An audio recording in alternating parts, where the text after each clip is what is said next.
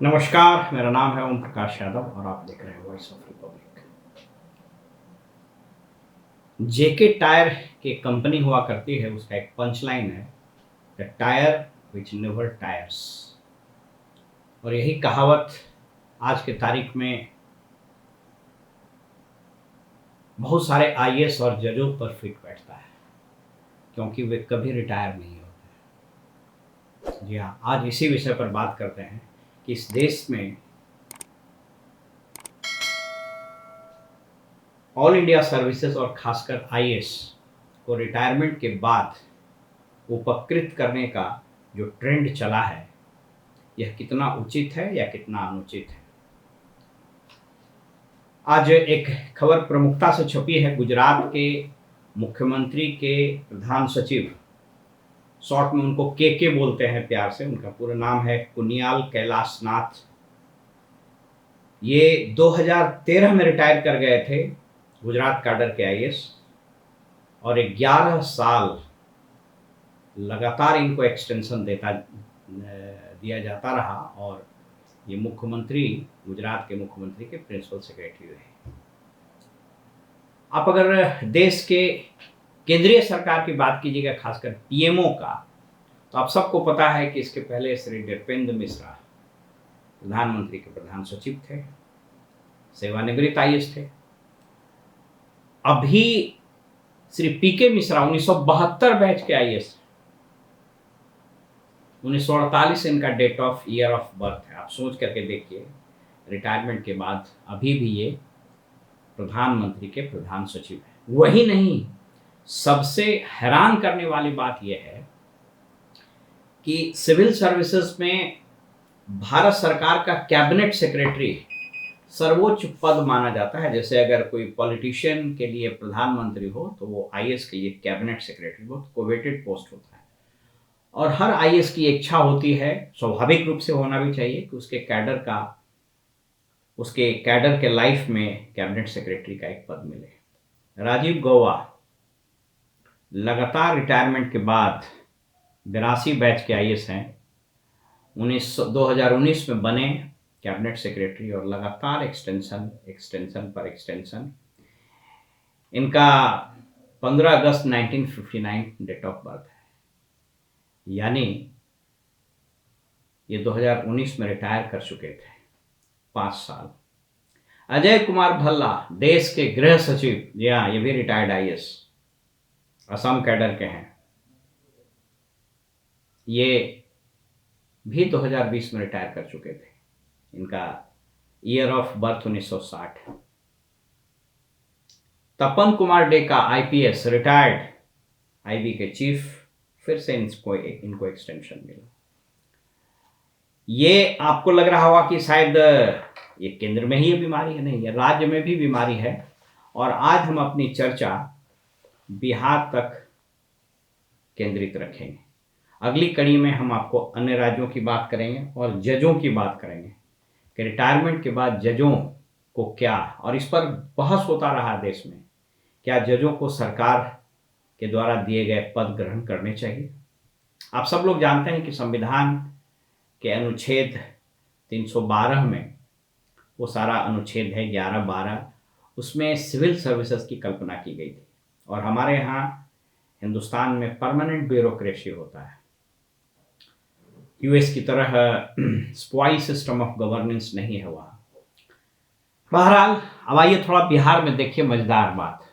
और खास करके नीतीश बाबू के आने के बाद तो ये ऐसी स्थिति हो गई है कि अब तो कोई आईएएस रिटायर ही नहीं करता है।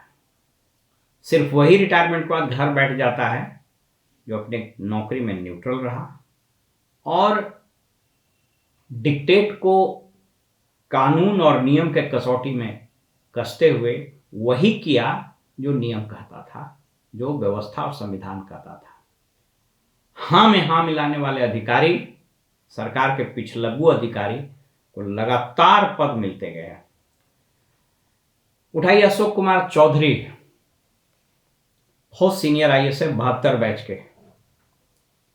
और इन लोगों की एक कला होती है, सरकार किसी की भी हो, और ये इतने तगड़े मैनेजमेंट के स्टूडेंट होते हैं कि किसी की भी सरकार हो इतना ज़बरदस्त पॉलिश करते हैं कि कोई भी पॉलिटिशियन हो, मुख्यमंत्री हो, वो बिल्कुल मोहित हो जाता है। इसलिए लालू जी के ज़माने में भी इनकी पूरी चलती थी। चीफ सेक्रेटरी से रिटायर करने के बाद ये बीपीएससी के चेयरमैन बने।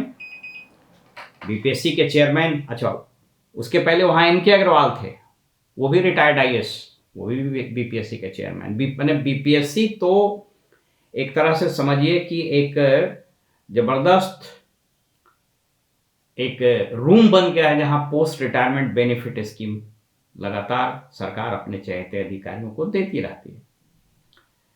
उतना ही से मन नहीं भरा वहां से जब ये रिटायर किए तो उसके बाद फिर और एक इम्पावर कमेटी सरकार बनाई कॉन्ट्रेक्चुअल एम्प्लॉइज को के सेवा शर्त वगैरह को, लगातार चलता रहा और रिटायरमेंट के बाद भी इनका बोर्ड मुख्य सचिवालय में लगा रह गया। अब अभी पता नहीं है कि वो कहीं है या नहीं है, लेकिन 70 से ऊपर आयु हो गई होगी कदाचित। उसके बाद आइए RJM पिल्लई, ये भी मुख्य सचिव हुए, रिटायर किए, बीपीएससी के चेयरमैन बने, वहां से हटे, डेवलपमेंट मैनेजमेंट इंस्टीट्यूट के प्रेसिडेंट। अशोक कुमार सिन्हा 76 बैच के आईएएस, चीफ सेक्रेटरी बने, उसके बाद मुख्य सूचना आयुक्त राज्य सूचना आयोग में बने और उसके बाद अभी चीफ चेयरपर्सन है state appellate authority education department. यहाँ पर हम आपको बताते चलें कि संविधान में एक ऐसी व्यवस्था है कि, और वो मैं आपको दिखाता हूँ कि बीपीएससी या यूपीएससी के चेयरपर्सन और मेंबर्स को कोई दूसरा सरकारी पद नहीं लेना है। और आप देखते जाइए कि लोग बीपीएससी से चेयरमैन के पद से रिटायर करके फिर सरकारी पद लिए, जो खुल्ला संविधान का उल्लंघन है। इसके बाद आइए अमरजीत सिन्हा, रिटायर किए, 2019 में प्रधानमंत्री का सलाहकार नियुक्त रहे और 2021 तक रहे उस पद पर। शिशिर सिन्हा बिहार कैडर के आईएएस, 82 बैच के, डेवलपमेंट कमिश्नर से रिटायर किए, बीपीएससी में गए, उसके बाद बिहार इलेक्ट्रिक रेगुलेटरी अथॉरिटी के वो चेयरमैन रहे। यहाँ मैंने बताया कि बीपीएससी के चेयरमैन को संविधान के अनुसार किसी दूसरे पद पर नहीं बैठाया जा सकता है, लेकिन ये सरकार ने संविधान की धज्जी उड़ा दी और होता रहा। एसके नेगी, ये भी रिटायर किए और ये भी बिहार इलेक्ट्रिक रेगुलेटरी कमीशन के चेयरमैन रहे। आलोक कुमार सिन्हा, ये भी रिटायर किए, 79 बैच के थे, बीपीएससी के चेयरमैन बनाए गए। अफजल अमानुल्लाह 79 बैच के, भारत सरकार से रिटायर किए, रेरा के चेयरमैन बने। एनके सिन्हा 80 बैच, रिटायर किए, अभी मुख्य सूचना आयुक्त। बीके चौहान साहब 80 बैच के, रिटायर किए, पहले राज्य निर्वाचन आयोग के आयुक्त बने, वहां से रिटायर किए, बिहार लैंड ट्रिब्यूनल के सदस्य, राज है।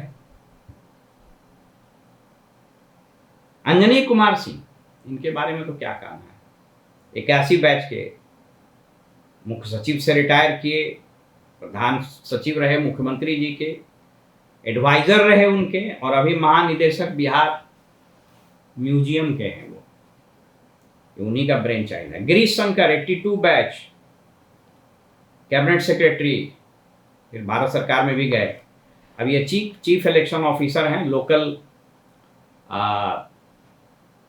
लोकल बॉडीज इलेक्शन अथॉरिटी, एक सरकार ने बनाया। ये सब बनाया ही गया इसलिए कि इन लोगों को रिटायरमेंट के बाद एक जगह दे दिया जाए, ताकि इनको वेतन भत्ता सुविधा स्टेचर सब मिलता रहे सरकार के टैक्स पेयर के पैसे से, हमारे और आपके पैसे से।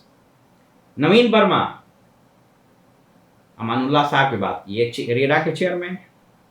रमेश अभिषेक, जिनके घर पर छापेमारी हुई, लालू जी के समय में बहुत चहेते अधिकारी, कार्मिक विभाग के लगातार रहे, संभवतः पटना के डीएम भी रहे, और इन पर ईडी की छापेमारी हुई है अवैध पैसे की उगाही के चलते। व्यास जी राजस्व में भूमि सुधार विभाग से रिटायर किए और बिहार राज्य डिजास्टर मैनेजमेंट अथॉरिटी में ये सदस्य बने। इनफैक्ट इन्हीं का ब्रेन चाइल्ड था इस अथॉरिटी को बनाने का। दीपक कुमार, इनके बारे में क्या कहना है? मुख्य सचिव रहे और उसके बाद रिटायर करने के बाद प्रिंसिपल सेक्रेटरी टू सीएम में, मुख्य सचिव में भी कई एक बार एक्सटेंशन इनको मिला। और अधिकांश पॉलिटिशियन, मिनिस्टर और ब्यूरोक्रेट यही बताते हैं कि आज के तारीख में यही मुख्यमंत्री सचिवालय चलाते हैं, इनके मर्जी के बगैर किसी भी फाइल में कोई दस्तखत नहीं होता। और मजेदार बात एक और है कि अब अगर संचिकाओं को देखिएगा तो उसमें लिखा रहेगा कि माननीय मुख्यमंत्री ने अनुमोदन की कृपा की है। अब ये जो जानकार हैं पब्लिक एडमिनिस्ट्रेशन को, उनको ये सोचना पड़ेगा कि क्या ऐसा लिखा जा सकता है।